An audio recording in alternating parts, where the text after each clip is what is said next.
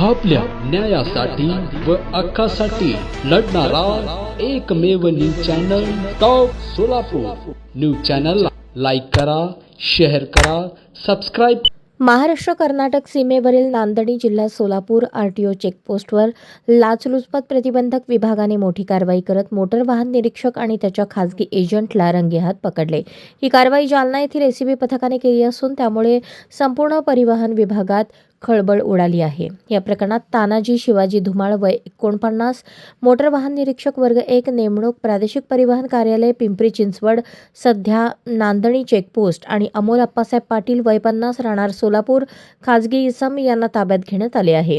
तक्रारदार हे 39 वर्षीय मालवाहू ट्रेलर चालक असून ते नियमितपणे गुजरात चेन्नई या मार्गावर मालवाहतूक करतात। नांदणी चेकपोस्टवर ट्रेलर पास करून देण्यासाठी यापूर्वी प्रत्येक वेळी 2000 रुपये लाच द्यावी लागत असल्याचे त्यांनी तक्रारीत नमूद केले आहे। 24 डिसेंबर रोजी तक्रारदाराने लाच देण्यास नकार देत ही बाब जालना लाचलुचपत प्रतिबंधक विभागाकडे कळवली। 25 डिसेंबर 2025 रोजी करण्यात आलेल्या पडताळणीत तक्रारदार पंचासह आरोपी तानाजी धुमाळ यांच्या कक्षात गेला असता त्यांच्या समोर बसलेल्या खाजगी इसम अमोल पाटील याने गाडी पास करण्यासाठी 3000 रुपयांची मागणी केली। तडजोडीनंतर 2500 रुपये स्वीकारण्याचे ठरले। याला मोटर वाहन निरीक्षकाने मूकसंमती दिल्याचे निष्पन्न झाले। त्यानंतर एसीबीने पंचासमक्ष सापळा रचला।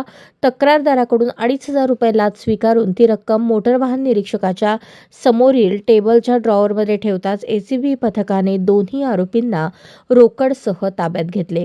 मोटर वाहन निरीक्षकाकडून Apple mobile, smart watch, Bluetooth, खाजगी इसमाकडून सॅमसंग मोबाईल, 11,810 रुपये रोख, सोन्याच्या 2 अंगठ्या, साखळी, ड्रॉवरमध्ये लाचेची रक्कम 2500 रुपये व अन्य 24,390 रुपये असा मुद्देमाल आढळून आला।